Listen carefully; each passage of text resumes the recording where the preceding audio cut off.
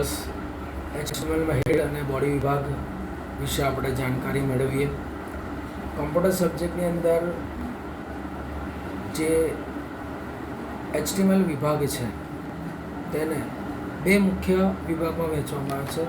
H વિભાગને બે વિભાગ, હેડ વિભાગ અને એક બોડી વિભાગ.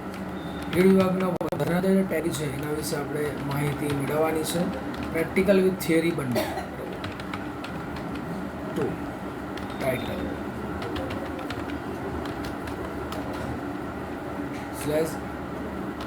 હેડ વિભાગને જોઈશું.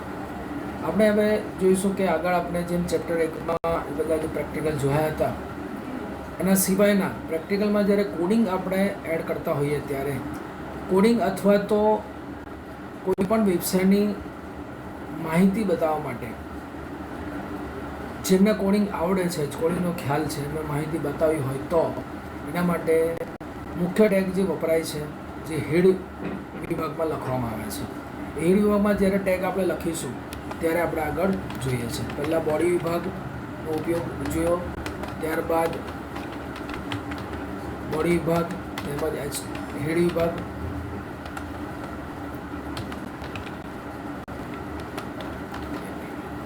હવે જ્યારે આપણે આ વિભાગ તરફ જવું છે તો પહેલાં ફાઇલને આપણે સેવ કરીએ.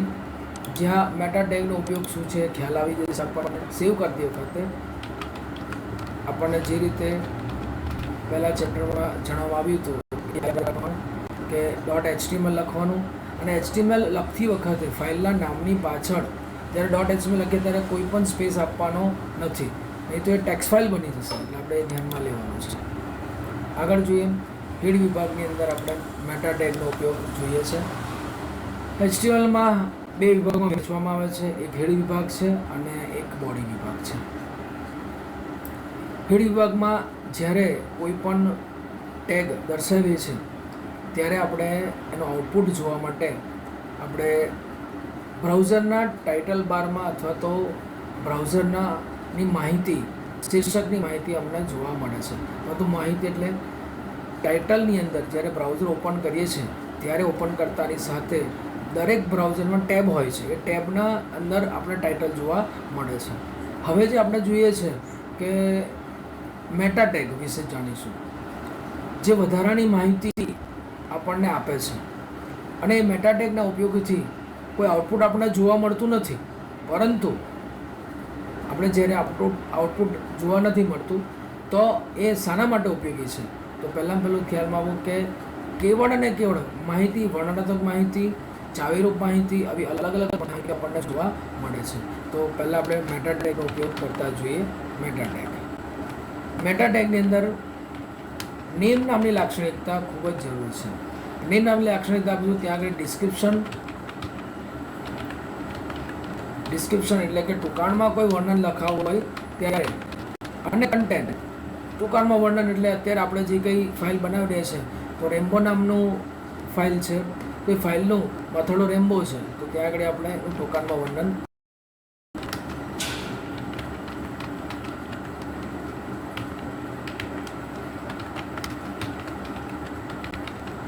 હવે આગળ જે આપણે રેમ્બો માટે આપણે જે કલર્સ લખ્યું છે એ કલર્સ સ્પેલિંગ ઇંગ્લિશ પ્રમાણે, ઇન્ડિયન ઇંગ્લિશ પ્રમાણે હોય છે.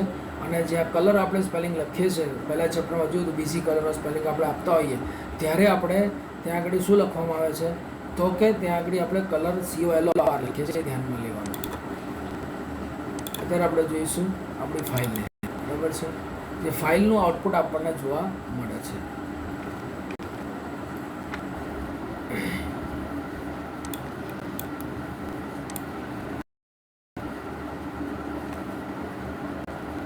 ફાઇલમાં આઉટપુટ કઈ રીતે જોવા મળે છે આપણે ધ્યાનમાં લેવું છે. જોઈશું અત્યારે કોઈ પણ આઉટપુટ અહીંયા જોવા મળતું નથી, તો માટે આપણે ધ્યાનમાં લેવાનું. આપણે કોડિંગને જ્યારે ઓપન કરતા હોય ત્યારે કોડિંગમાં આઉટપુટ જોવા મળતું સેવ કરીએ છીએ. સેવ બાદ આપણે જ્યારે યુઝર ફાઇલ ઓપન કરીશું ત્યાં F5 પ્રેસ કરશું, કોઈ પણ આઉટપુટ જોવા મળતું નથી. આપણે ધ્યાનમાં લેવું. કેમ કે મેટા ટેગનું આઉટપુટ જોવા નથી મળતું? કારણ એક જ છે, મેટા ટેગ શું કામ કરે છે? તો મેટા ટેગ એ આપણે બ્રાઉઝરમાં જ્યારે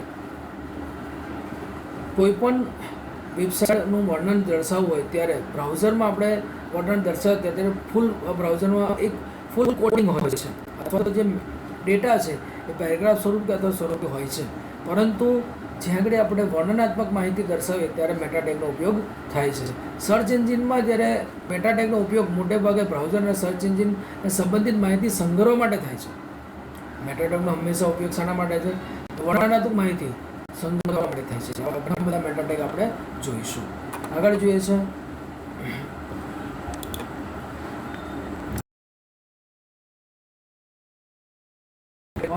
આપવામાં આવેલી ચાવીરૂપ શબ્દો અને સર્ચ એન્જિન દ્વારા ઉપયોગમાં લેવાતા અગત્યની લાક્ષણિકતાઓના નામ, ઉદ્દેશ્યને વિપરીત અગત્યના મુદ્દાઓને કીવર્ડ તરીકે રજૂ કરી શકાય છે. આપણને ખ્યાલ છે કીવર્ડ શું છે. કીવર્ડ જો આમ જોવા જઈએ તો કીવર્ડ એટલે એક આપણે કોઈ પણ વસ્તુને દર્શાવી હોય તો એક સામાન્ય કીવર્ડનો ઉપયોગ કરતા હોય છે, જેને શોર્ટ ફોર્મ તરીકે બી લેવાય છે. હવે અહીં આગળ આપણે વાપરીએ છીએ કીવર્ડ, બરાબર છે. કીવર્ડ કન્ટેન્ટ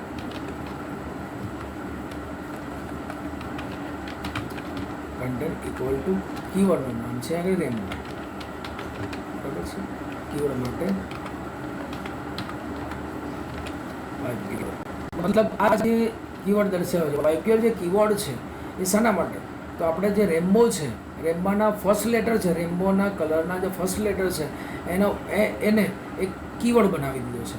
મતલબ કે વાઇપીઆર violet, indigo, blue, green, yellow, orange અને રેડ, આમ કરીને 7 કલર્સમાં આપણને જોવા મળે છે. તો એના વિશે આપણને માહિતી જોવી હોય તો આપણે જ્યારે વર્ણનાત્મક માહિતી તરીકે લઈએ છીએ મેટાટેગમાં, તો આપણને ખ્યાલ આવે વેબસાઇટનો કે વેબસાઇટ કયા સંદર્ભમાં ને કેવી રીતે બનેલી છે. તો એટલા માટે આ વર્ણનાત્મક માહિતી જોવા મળે છે. આનું જ્યારે સેવ કરીશું ત્યારે આઉટપુટમાં આપણને કાંઈ જ જોવા મળશે નહીં. આપણે કશું જોવા મળતું નથી. F5 પ્રેસ કરીશું, કાંઈ પણ જોવા મળશે નહીં. મતલબ આપણને ખ્યાલ હોવો જોઈએ કે વર્ણનાત્મક માહિતી માટે મેટાટેગનો ઉપયોગ થાય છે, બરાબર. હવે મેટાટેગ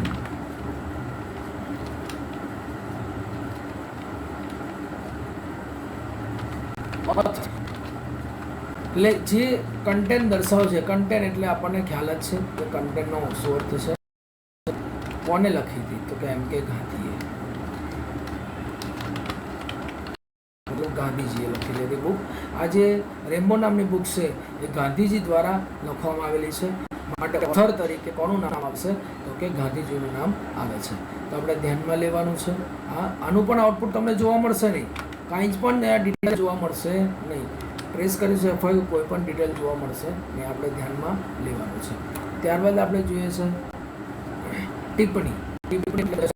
તો કે કોઈ પણ માહિતી વિશે આપણે કોઈ નાની સરખી ટિપ્પણી નોંધ કરવી હોય, ટિપ્પણી કરવી હોય, આમુખ ગુજરાતીમાં કહેવાય, આમુખ પ્રોલોઝ કહેવામાં આવે છે ઇંગ્લિશમાં, ટિપ્પણી કરી હોય, કોઈ કોમેન્ટ લખવી હોય તો કોમેન્ટ લખવા માટે આપણને એક ટેગ એવો આપેલો છે. ધારો કે આપણે H1 ટેગની અંદર રેમ્બો લખીએ છીએ, બરાબર છે, ધ્યાનમાં લીધું છે આપણે રેમ્બો. તો આની ટિપ્પણી લખી, ઉદ્ગાર ચિહ્ન, ડેશ ડેશ અને આની વચ્ચે આ જે ચિહ્ન આપેલું છે એની વચ્ચે કોઈ પણ માહિતી લખીશું એ ક્યારેય પણ એનું આઉટપુટ પેજમાં જોવા મળતું નથી. આપણે ધ્યાનમાં લેવા એકવારના ક્વેશ્ચન પૂછવામાં આવે તો આપણે આ વસ્તુનો ખ્યાલ રાખવાનો છે. આગળ ટિપ્પણી લખી રેમ્બો અબાઉટ, બરાબર. સેવ કરીશું. ફાઇલને સેવ કરતાં અહીંયા પણ આપણને આઉટપુટ જોવા મળતું નથી. આ ધ્યાનમાં લેવાનું, બરાબર. આ રેમ્બોનું આઉટપુટ છે H1નું આઉટપુટ, પરંતુ જે ટિપ્પણી આપી છે, મતલબ કે અહીંયા જે આ લખવામાં આવ્યું છે, આજે મેં તમને હાઇલાઇટ કરીને દર્શાવ્યું છે, એ લખવામાં આવ્યું છે, એનું આઉટપુટ તમને જોવા મળતું નથી. જો સમજવું હોય તો જોઈ લો. આવું છું અબાઉટ, અહીંયા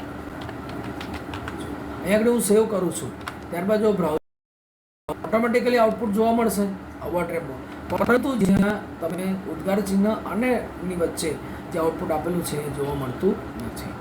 મને ખ્યાલ આવી ગયો હશે બધા વિદ્યાર્થી મિત્રોને. ખૂબ ધ્યાનથી આપણે જોવાનું છે. હવે મેટાટેગમાં ફરીથી જઈએ છે. એક ટેગ એવું છે જેનું આઉટપુટ તમને અનુભવી શકો છો, HTTP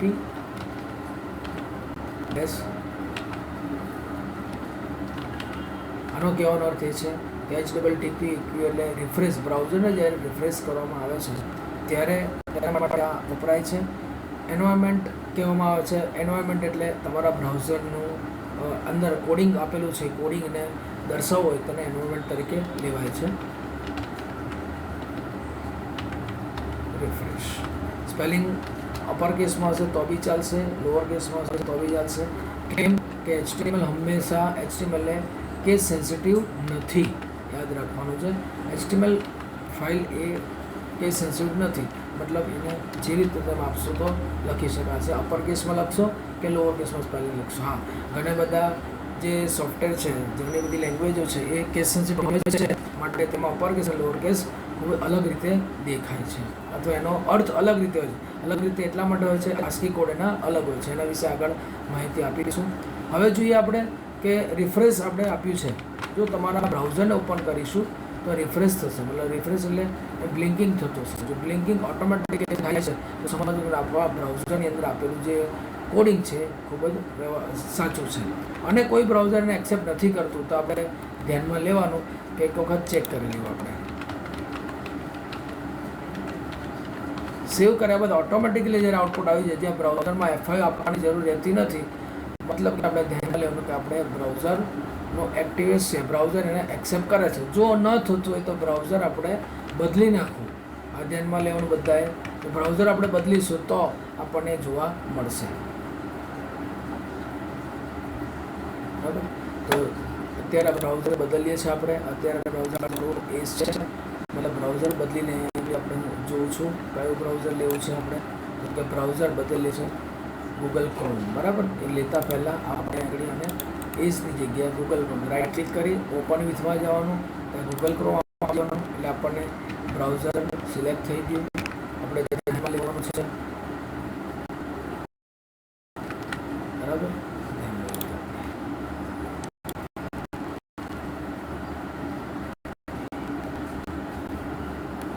હવે કોઈ પણ ચેન્જ કરશું તો હવે પિંક કલર લખ્યો છે તો પ્રિન્ટિંગ ગ્રીન લખું છું. ગ્રીન હું સેવ કરી દઈશ એટલે ઓટોમેટિકલી ગ્રીન આવી જ જશે. જો આવી ગયો, ગ્રીન કલર આવી જાય છે, મતલબ કે આપણો જે કમાન્ડ છે એ અત્યારે કાર્ય કરી રહ્યો છે. તો આ એક બેઝ આપણે જોઈએ છે. ત્યારબાદ હવે જોઈશું મેટાબેઝની અંદર. બરાબર છે, મેટાબેઝ શું છે સમજીએ. મેટાબેઝ ટેસ્ટ.com મતલબ ટેસ્ટ.com સર્વર છે, એના વિશે નામ લખેલું હોય છે, એને આપવાની જરૂર નથી હોતી. આપો તો ન આપો તો ચાલશે. હવે હેડ ટેગ અંદર બીજો ટેગ જો છે બેઝ ટેગ, આધાર.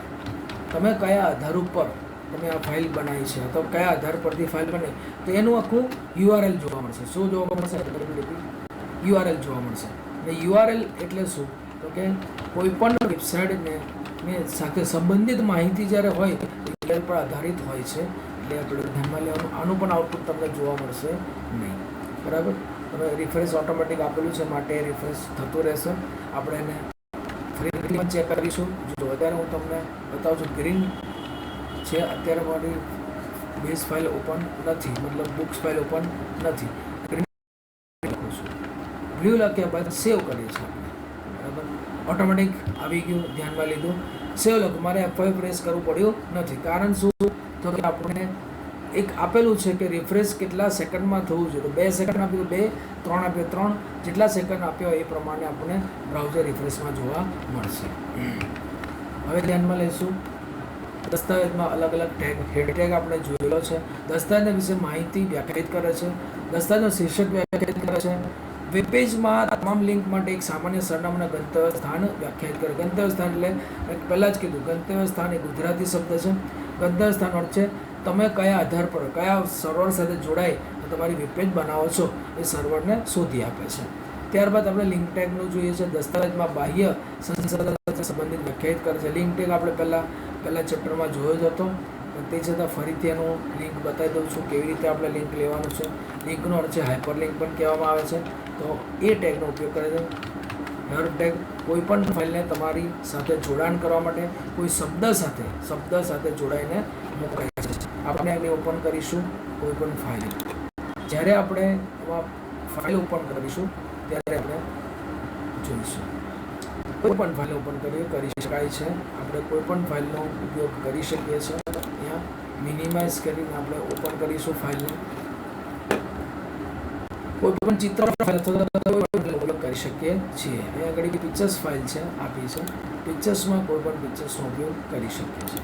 અહીંયા આગળ ધારો કે પિક્ચર્સ તમને આપેલું છે. કોઈ પણ પિક્ચર્સનો ઉપયોગ તમારી રીતે કરી શકાય છે.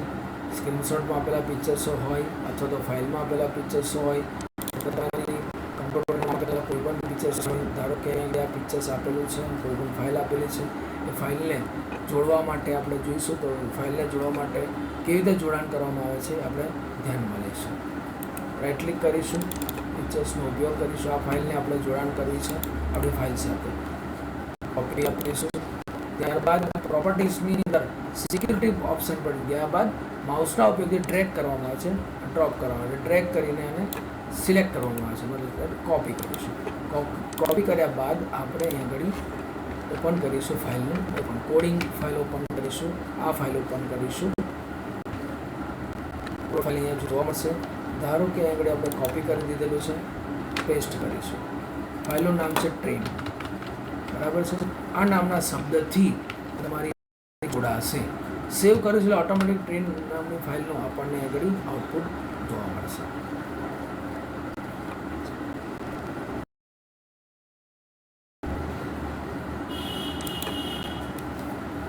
બ્લુ કલરમાં છે, હંમેશા બ્લુ કલરમાં આવશે. આગળ જે કંઈ ફાઇલ આપણી બનેલી છે એ ફાઇલ કલર બ્લુ આવે છે, તો આપણે કલરને થોડોક ચેન્જ કરી દઈશું એટલે ખ્યાલ આવે, તો તમને ખ્યાલ નહીં આવે. યલો સેવ કરીશું. આવી ગયું. તો ટ્રેન ફાઇલ, આ ટ્રેન નામથી એને જોડાણ કર્યું છે. જોડાણ કરીએ ત્યારે આ પ્રકારે તમને હાથ કર્સર એક હાથમાં ફેરવાઈ દે, ક્લિક કરીશું. આપણે ટ્રેન ફાઇલ ઓપન કરી દે જોવા મળે છે. આ આપણું શું છે? આપણું આઉટપુટ છે. કરતા છીએ. ત્યારબાદ જે સ્ક્રિપ્ટ છે, ક્લાયન્ટ તરફની સ્ક્રિપ્ટ. સ્ક્રિપ્ટનો અર્થ શું છે? તો ક્લાયન્ટ તરફની સ્ક્રિપ્ટ કેવી રીતે લેવામાં આવે છે? તો સ્ક્રિપ્ટ ફાઇલ આપણા કોર્સની બહાર છે ધોરણ 10માં, પરંતુ સ્ક્રિપ્ટ ફાઇલ છે થોડુંક સમજાવી. સ્ક્રિપ્ટ હંમેશા હેડ ટેગની અંદર વપરાય છે. હેડ ટેગની અંદર સ્ક્રિપ્ટ વાપરતા હોઈએ ત્યારે આપણને ખ્યાલ રહેશે કે હેડ ટેગ દ્વારા આપણે ઉપયોગ શું કરીએ છીએ, બરાબર. ત્યારબાદ સ્ટાઇલ, દસ્તાવેજ માટેની ઢબની માહિતી વ્યાખ્યાયિત કરવા માટે વપરાય છે. સ્ટાઇલ પણ આપણા કોર્સની બહાર છે. અહીંયા આપણે જે કોડિંગ કર્યું છે કોડિંગ તમને બતાવવામાં આવ્યું છે. મેટા ટેગનો ઉપયોગ કર્યો છે, કોડિંગ આપણે જોઈ લીધું છે. ત્યારબાદ આપણે આગળ જોઈશું બેકગ્રાઉન્ડમાં છબી બદલવી. તો આ આગળના પ્રકરણવાળું મથાળા, ફકરા, લખાણના સ્વરૂપાંકન માટે કેટલાક ટેગ વિશે વાત કરી છે. બોડી વિભાગમાં આવી શકે છે. સામાન્ય રીતે આ ટેગની વચ્ચે કાંઈક લખાણ જરૂરી હોય છે. એવા લખાણને ટેગ હોય છે જે વચ્ચે કોઈ પણ લખાણની જરૂર હોતી નથી. અને એવા જે ટેગ છે તેને ખાલી ટેગ કહે છે. આવા ટેગને આપણે શું છે, એમાં લખાણની જરૂર નથી, પરંતુ એનું આઉટપુટ આપણને જોવા મળે છે. તો આઉટપુટ કેવી રીતે જોવા મળે છે આપણે આગળના ચેપ્ટરમાં જોયેલું હતું, તે જ ફરીથી આપણે બતાવ્યું. ધારો કે મેં પી ટેગનો ઉપયોગ કર્યો છે, ખ્યાલ આવે છે? પી ટેગ. અહીંયા આગળ હું કોઈક વાક્ય લખું છું.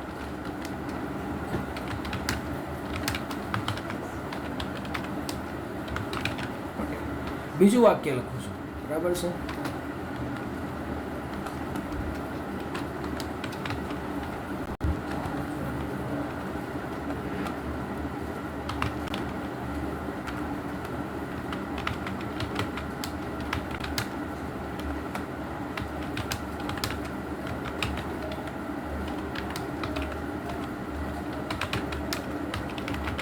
ક્લાસ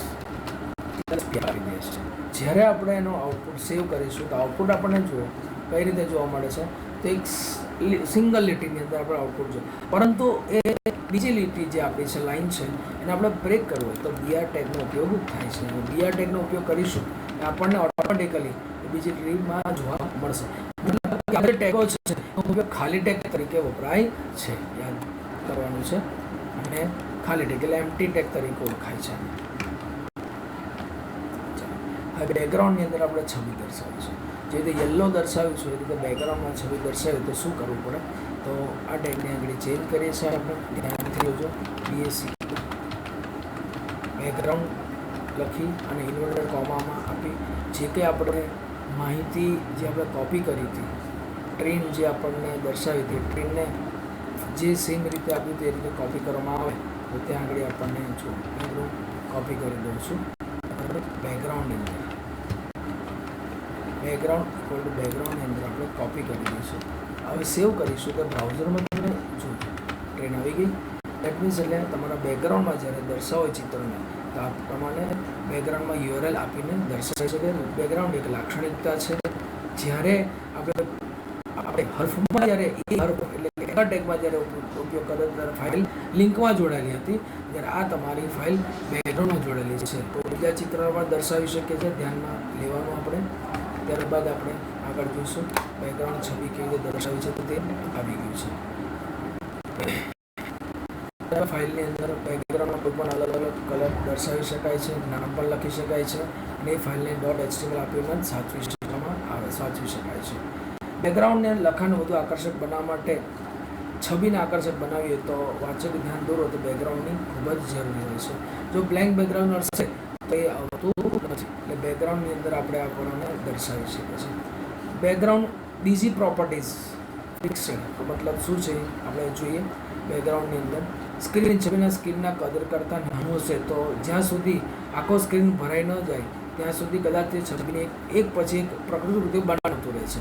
બરાબર, પ્રતિકૃતિ બનાવે છે એટલે આપણે આપી દઈએ ફિક્સ કરી નાખીએ બીજી.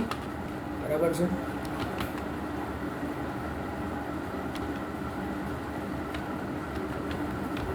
પ્રોપર્ટીઝ આપી દઈએ ઇક્વલ ટુ ફિક્સ. સેવ કરીશું, આપણે આઉટપુટ જોવા જઈશું. બરાબર છે. ફિક્સ એ નાનું આપણું ચિત્ર માટે એની પ્રતિકૃતિ બનાવતું રહે છે. બધા મુજબ સ્થિર કરી દો અને ત્યાર પછી છબી સ્ક્રોલ થશે. બેકગ્રાઉન્ડ છબી સ્ક્રોલ થશે નહીં. બેકગ્રાઉન્ડ કલર જ્યારે આપણે કલર આપીએ છીએ કલરનું નામ લખીને તરત કલર આપી શકાય છે, પરંતુ જે બેકગ્રાઉન્ડ કલરને હેક્સાડેસિમલ પદ્ધતિમાં લેવામાં આવે છે ત્યારે શું કાર્ય કરવાનું છે હવે જોઈએ.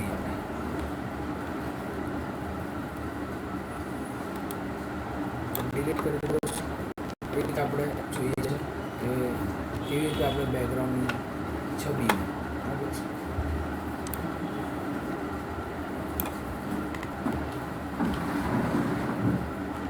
કલર કેવી રીતે દર્શાવવાનો છે.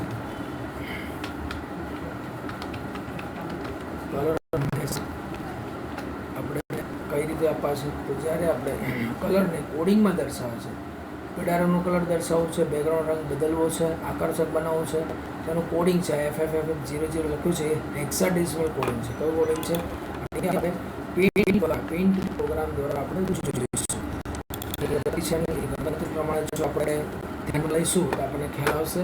એડિટ કલર અહીં આગળ આવેલો છે. એડિટ કલરની અંદર કોઈ પણ કલર